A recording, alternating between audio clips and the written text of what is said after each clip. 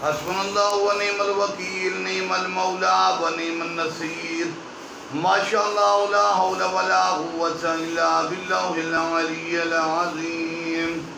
اعوذ باللہ من الشیطان اللعین الرجیم، بسم اللہ الرحمن الرحیم، الحمدللہ رب العالمین، الصلاة والسلام علی سیدنا و نبینا و طبیب قلوبنا و شفیع ذنوبنا بالزہراء محمد المصطفیٰ وعلى آل بیت الطیبین الطاہرین المعصومین، لا سیما امامنا المنتظر والحجۃ الثانی عشر، روحی وارواح العالمین لتراب مقدمہ الفداء، اما بعد فقد قال اللہ تبارک و تعالی فی کلامہ المجید وفرقانہ الحمید، بسم اللہ الرحمن الرحیم، بقیت اللہ خیر لکم ان کنتم مؤمنین۔ ذکر سید الشہداء کے ایام اور حسین کے منتخب کو نہیں بھولنا چاہیے۔ سرکار حجت امام مہدی علیہ السلام، بارہویں امام، آقا کا تذکرہ جاری ہے، ذکر کر رہے ہیں۔ وہ امام جس کا مقام بلند، جس کا نام ذکر وسیع ہے، اسی لیے امام کے سلام میں ہم کیا کہتے ہیں؟ السلام علی بقیت اللہ فی بلادہ، سلام اللہ کے باقی ماندہ اس ہستی کو کہ جو اللہ کی طرف سے ہے ہر ملک میں، بلادہ، دنیا میں جتنے بھی ملک ہیں وہاں پر امام زمانہ کی ولایت، عظمت، آثار، فیض، کمال اور امام کا سائے کا اثر ہے۔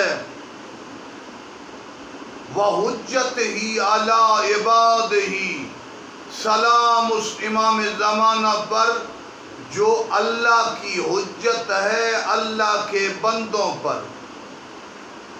حجت ہی کی ضمیر بھی خدا کی طرف، عباد ہی کی ضمیر بھی خدا کی طرف۔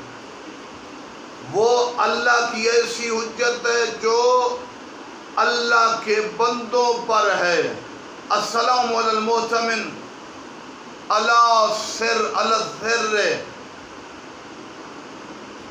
یعنی سر اللہ، اللہ کے جتنے راز ہیں وہ تمام ان رازوں کا امانت دار امین امام زمانہ ہے۔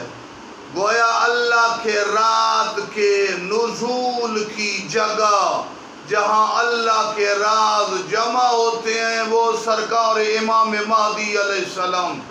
محرم کے ایام میں امام زمانہ کا ذکر ضروری ہے۔ کیوں؟ جب آپ کسی جگہ افسوس کرنے جاتے ہیں اس کے بعد دھارس ہوتی ہے دنیا سے عام آدمی چلا جائے، دنیا میں کوئی قتل ہو تو اس کی سزا پاتا ہے۔ امام حسین علیہ السلام شہید ہوئے تو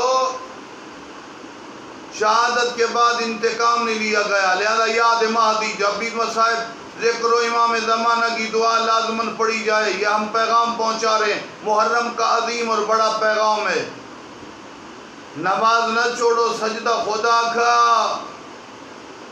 اس کے بعد گریہ سید الشہداء امام حسین پر دعا امام زمانہ آئے، چونکہ حسین مولا کے حرم پہ سرخ علم ہے، وہ علامت جنگ، ہمارے گھروں میں کالا علم یا علامت غم ہے۔